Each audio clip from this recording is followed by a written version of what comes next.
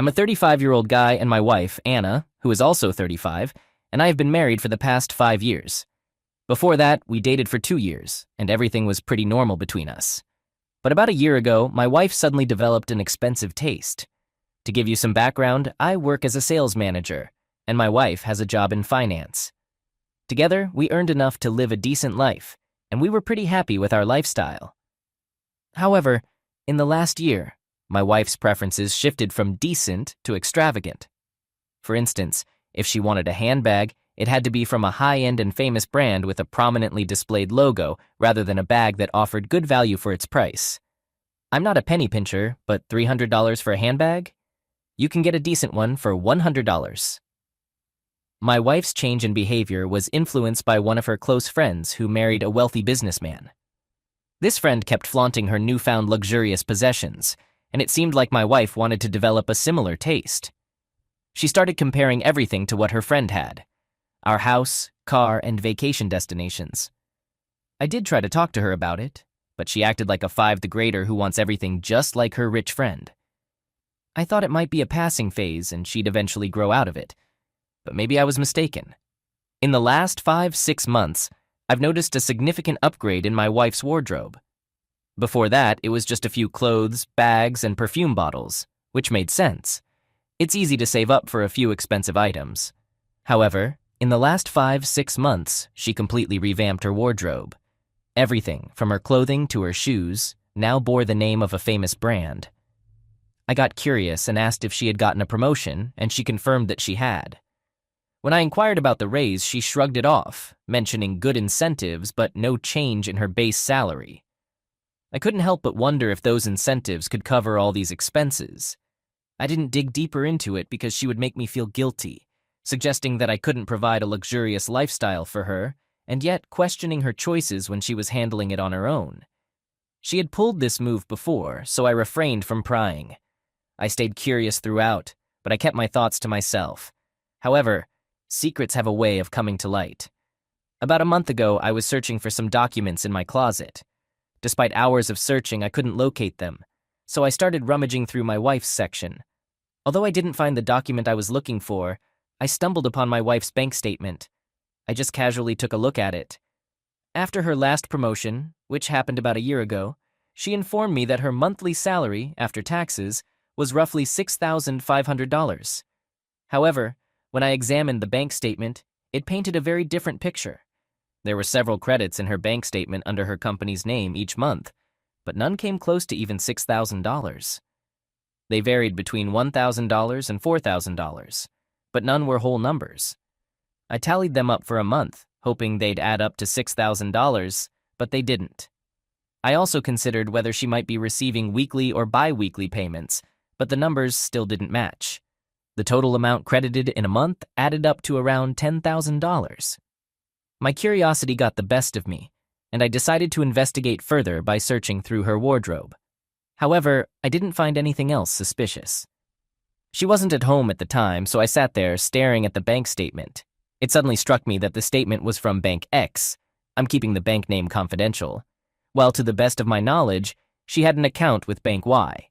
A hunch told me that Bank X wasn't her salary account. That evening during dinner, I casually asked her, "Hey, did you switch your salary account from Bank Y to a different one?" She replied, "No." I followed up with, "Do you have an account with Bank X?" Her immediate reaction was noticeable. She turned pale and stammered, No, I don't have an account with Bank X. Why are you asking this?" I told her that X Bank had some great offers for their female customers on Women's Day. I kept looking at her, and she started feeling uneasy. I waited for her to say something, but she remained silent. She finished her dinner and went to bed. Part of me wanted to confront her right then, but I held back, giving her time to think. I waited for a week. At first, she seemed tense and alert for a couple of days, but as the week went on, she went back to her usual self, which frustrated me. It seemed like she was comfortable keeping me in the dark, whatever the reason. I couldn't hold back any longer, so I gave her the bank statement the following weekend and asked for an explanation. She panicked and asked how I found it.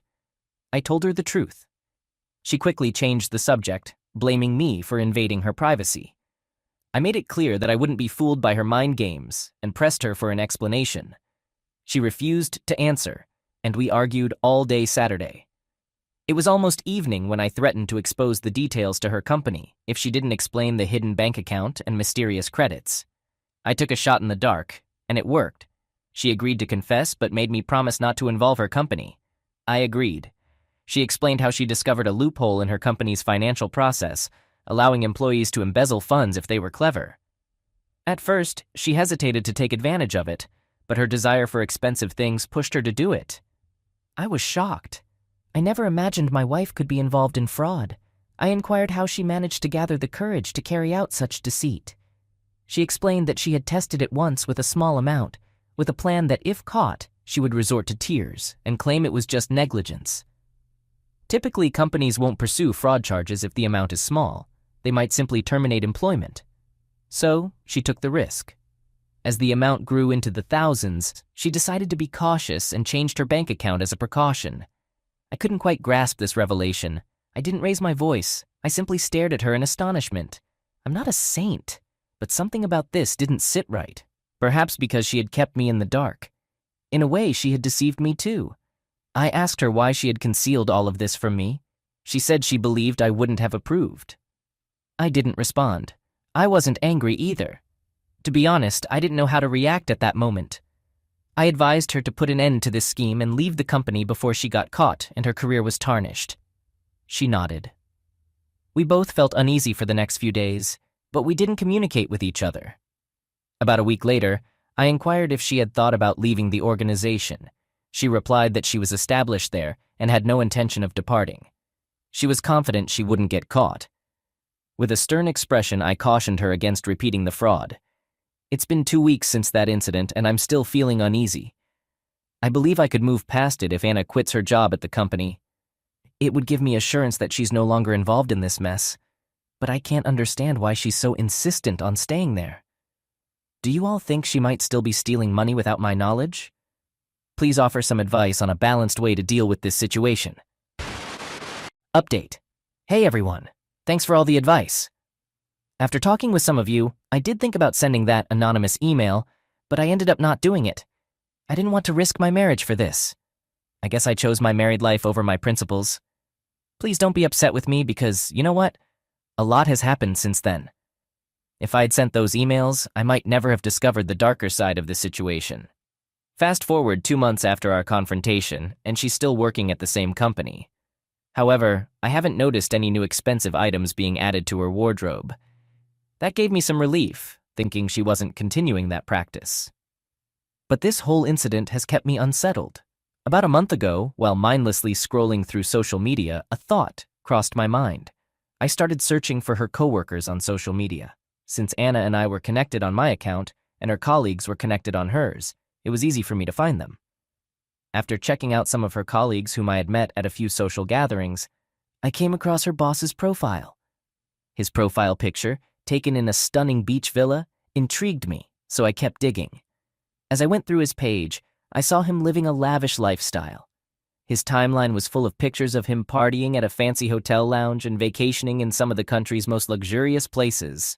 We all know you can't afford such a lifestyle on a monthly salary of around $7,000, especially with a kid. I scrolled further back and saw that his lifestyle had only upgraded about a year ago. Before that, his pictures were from more ordinary places. That seemed pretty suspicious. I didn't hesitate, and I directly asked my wife, "Did your boss also participate in the fraud?"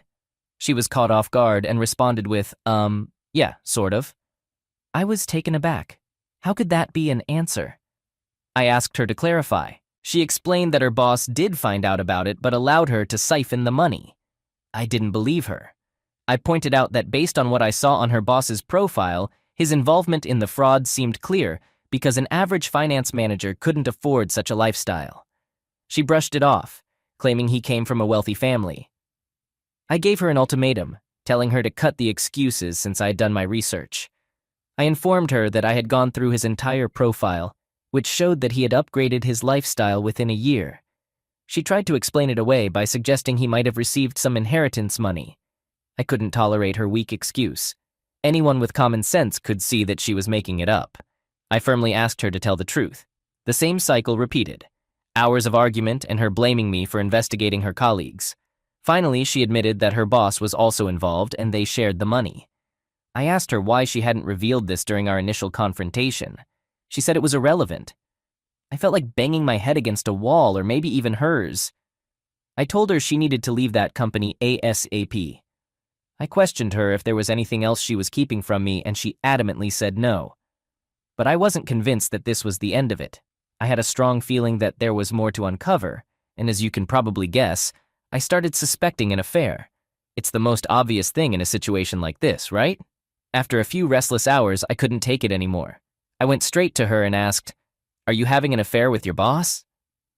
She was caught off guard, and though she tried to say something, I cut her off with a determined look and said, "Don't even think about lying. I have all the evidence." I have no idea where I found the confidence to confront her like that. It wasn't an act. I was reacting on autopilot, going with my gut. She gave up and started crying. My heart sank as tears streamed down her cheeks. I urged her to spill every single detail. Eventually she did, and it shook me to my core. After her initial attempt at embezzling money, Anna thought she was clever and could continue the fraud without getting caught. Little did she know her manager had caught on to her scheme from the very beginning but chose not to confront her. In fact, he was the one who approved her audits, which ultimately enabled her to embezzle even more money. Once the amount involved grew significantly, her boss confronted her. He praised her cleverness in exploiting the loophole and admired her audacity in making money from it. He even proposed a partnership to keep her safe.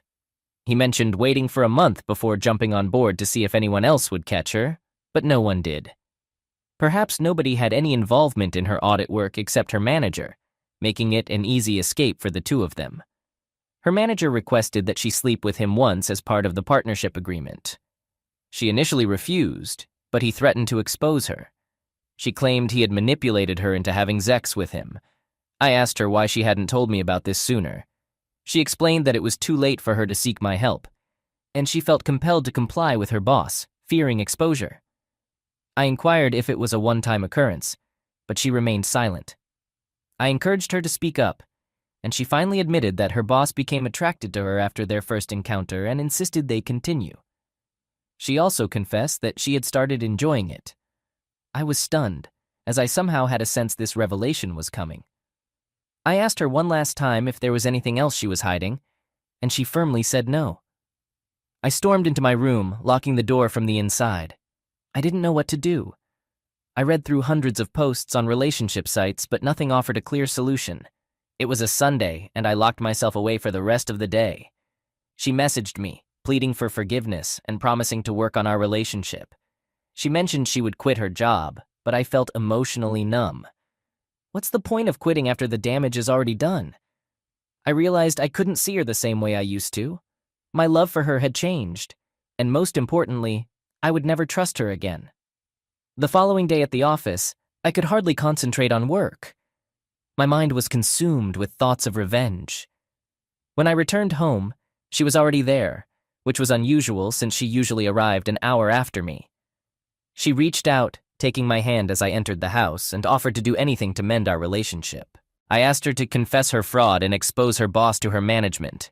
She froze, unable to comply. She argued that she didn't want to jeopardize her boss's livelihood, as he was the main provider for his family and had recently become a father. I raised my voice, questioning her morals when she had an affair with him, knowing he was soon to be a father or had just become one. I said, "Okay, then confess your wrongdoing to your management." She refused.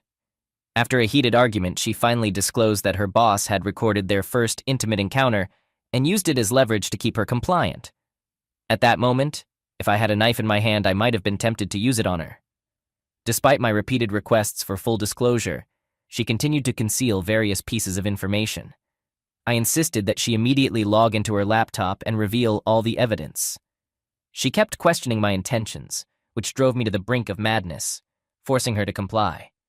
For the first time in our 7-year relationship, she saw a side of me she had never witnessed before.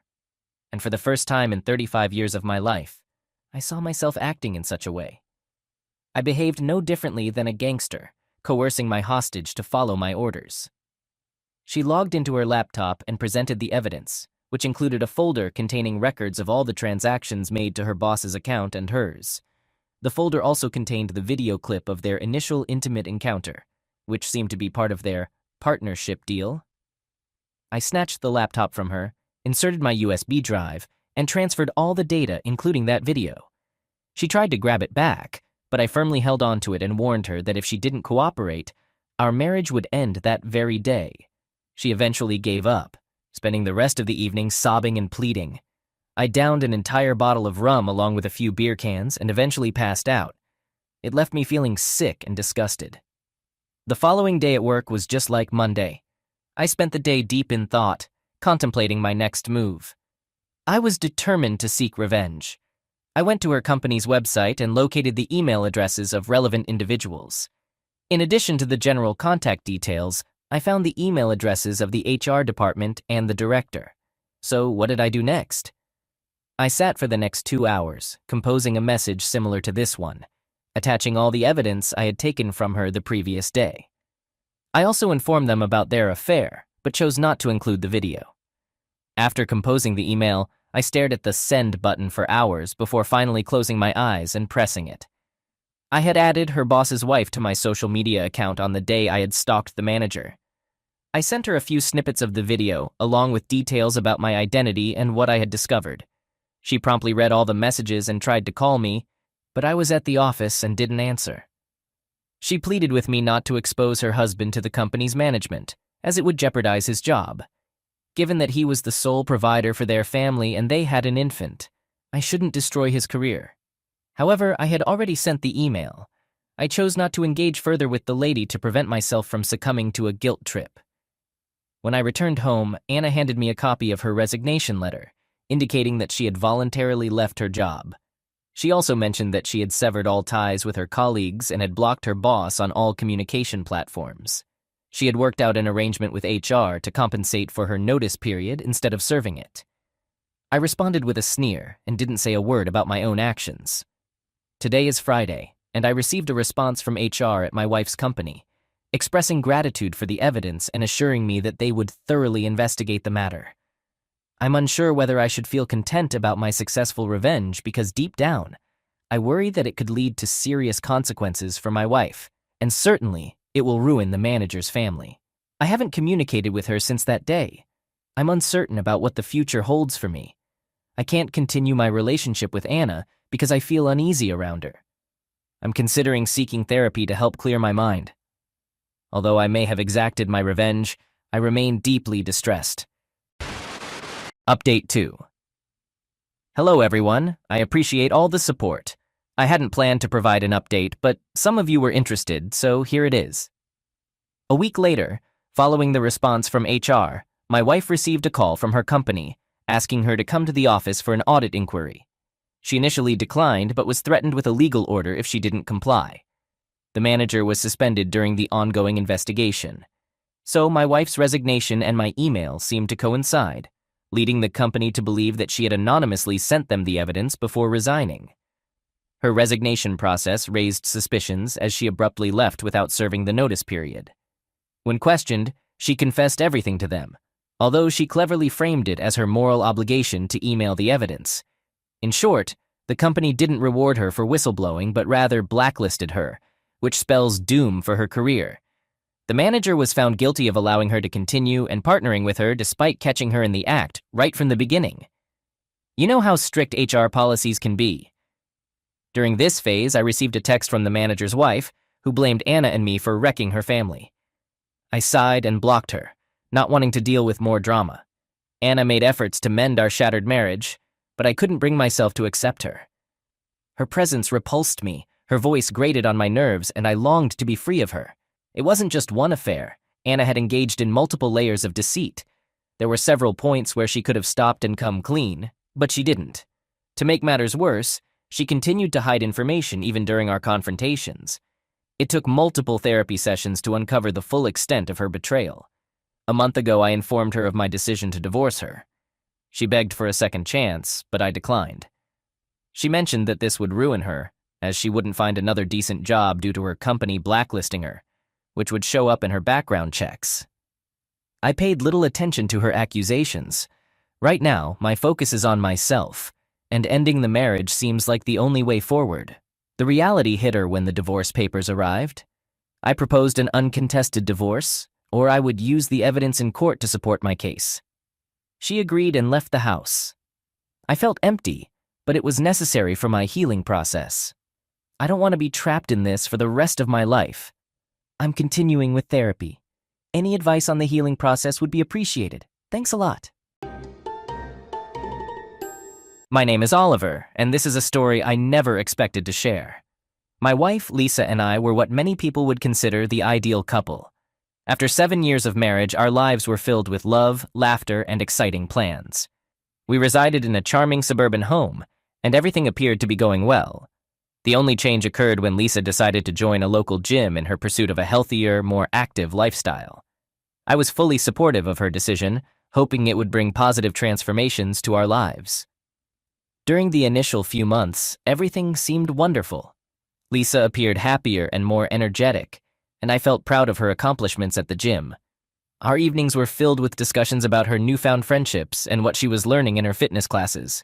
However, with that passage of time, I began to notice subtle changes that I couldn't initially pinpoint. She started devoting more time to the gym, citing additional classes or special training sessions.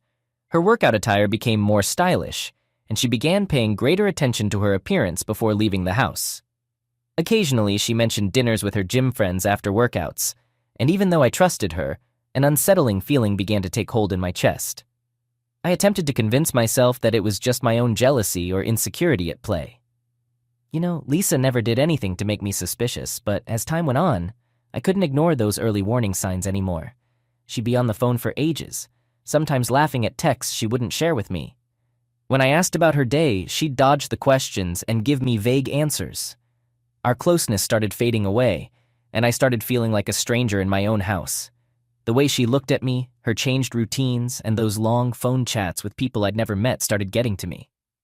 My trust in Lisa started cracking, and I couldn't shake this urge to figure out what was going on. I trusted her, but something deep down told me I had to do something. With doubt creeping in, I began paying close attention to details. That different perfume on her neck, the new glint in her eyes, that smile that seemed like it had a secret. I analyzed every little thing about her. I decided I had to learn more about these gym buddies. I tried to play it cool when I asked questions, but Lisa was slippery. One name kept coming up, Tom, a guy she claimed was just a friend, but why did her face light up like a Christmas tree whenever she talked about him? My suspicions turned into a full-blown obsession. I spent countless nights tossing and turning, replaying every conversation and glance they shared in my mind. The puzzle pieces started clicking together, but it was so unbelievable. I couldn't resist snooping through her phone when she wasn't looking, hoping to find some answers. Every harmless message I read was a relief, but the unease never left me. My actions made me feel like a tiny, nosy intruder, but I couldn't help myself. The need for the truth was like a blazing fire inside me. I decided to tail Lisa one evening when she had dinner plans with her gym pals. I parked at a safe distance and watched her stroll into a restaurant.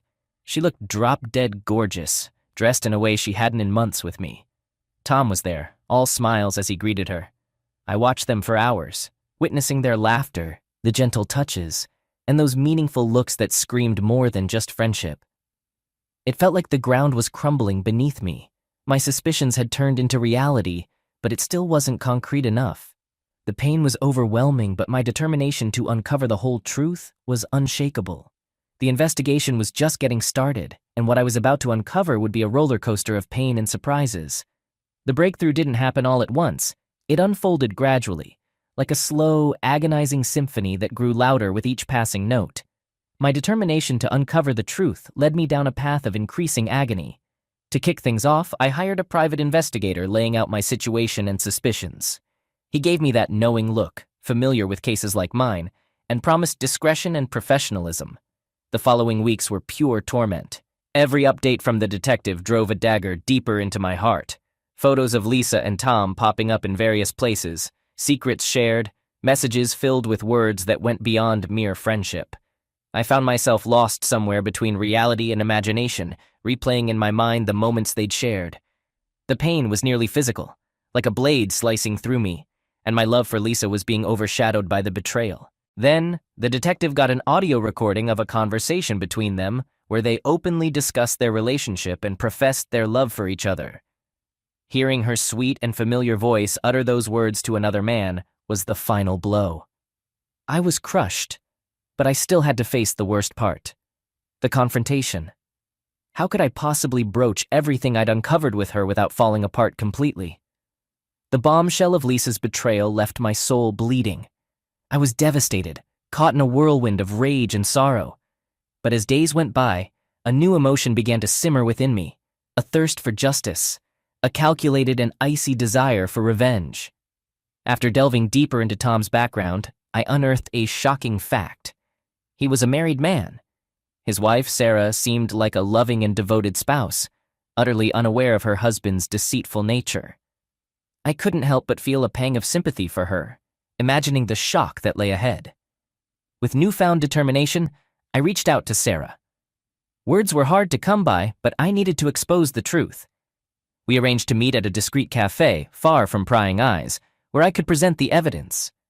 The expression on Sarah's face when I revealed everything was a mixture of disbelief and profound sadness. She stared at the photos and messages, each one cutting into her like a knife. "How could he do this?" she murmured, tears flowing freely. "I trusted him. I loved him." "Sarah, I understand your pain," I told her, my voice brimming with empathy. "But we need to take action. We need to teach them a lesson." A spark of anger ignited in her eyes. She wiped away her tears and looked at me with unwavering resolve. "You're absolutely right, Oliver. They must pay for what they've done." So we kicked off our revenge scheme. Sarah and I, an unlikely pair, joined forces due to a shared sense of betrayal. We met regularly, swapping information and crafting a detailed plan. We decided that our revenge had to be a public spectacle, something that would humiliate Tom and Lisa and expose their true colors to the world. The ideal setting for this showdown would be the academy where it all began, a place bustling with witnesses, including students, teachers, and staff. With our evidence in hand, like photos and text messages, Sarah and I headed to the gym during a busy time, determined to unveil the betrayal.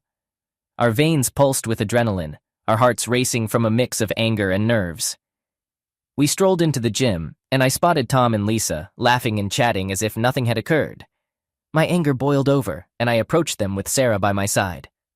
"Tom, Lisa," I shouted, grabbing everyone's attention in the room. "I've got something to show everyone here." Their expressions shifted swiftly from surprise to horror as they grasped what was unfolding. Tom tried to say something, but I silenced him by revealing the pictures and reading snippets from the text messages. "This is the real Tom and Lisa," I declared. "A shameless and disgraceful betrayal." The entire academy fell into a hushed silence, eyes wide, faces displaying shock. Tom moved toward me, anger burning in his eyes. "You had no right to do this here," he bellowed, shoving me. I shoved him away, and the situation quickly spiraled into chaos. Students and instructors were yelling, trying to break us apart. Sarah was in tears, while Lisa pleaded with everyone to stop. Academy security stepped in, pulling us apart. The manager showed up, demanding an explanation. Amid sobs, Sarah spilled the beans about the betrayal, presenting the evidence for all to see. Tom turned pale, his reputation and image tarnished before everyone's eyes. Lisa felt humiliated as well, her pleas for forgiveness falling on deaf ears. "It's done, Tom!" Sarah screamed, her pain evident in her tearful eyes. "I'm getting a lawyer. Our marriage is finished." Tom and Lisa were booted from the academy, their names tainted, their lives shattered. Sarah and I left the place with a mix of relief and sadness. The next day, as I packed my bags, I heard Lisa's cries and pleas. Lisa was begging, asking for a chance to explain, an opportunity to fix what was broken. "Oliver, please hear me out," Lisa sobbed, kneeling before me, her eyes swollen and red. "I never meant to hurt you. I was confused, lost. I need you." I paused, gazing at the woman I once believed I loved with all my heart. The pain in her eyes was genuine, but the betrayal had left a deep wound, something I wasn't sure I could heal. "Lisa, you've shattered everything," I murmured, my voice trembling. "I saw both of you together in our home, on our couch. How can you expect me to forgive that?" Lisa clutched my hands, desperation in her eyes. "I made a terrible mistake. But we can work through this, Oliver. We can rebuild. I'll do whatever it takes. I withdrew my hands, a mix of sadness and anger surging within me. You should have considered that sooner, I replied firmly, my voice filled with resolve. I can't stay. I can't trust you again. With those words, I zipped up my suitcase and headed for the door. Lisa crumpled to the floor, a scream of agony escaping her lips. Oliver, please don't leave me, she wailed. I paused, glancing back. Seeing Lisa defeated and desperate tore at my heart. But I knew I had to be strong. I had to move forward. I'm so sorry, Lisa, I said, my voice breaking. But it's over. That was my story. I discovered my ex-wife had cheated on me with a guy she met at the gym. What would you have done in my shoes? Would you have confronted them in front of everyone too? If you found out about your spouse's infidelity, could you forgive them? I couldn't.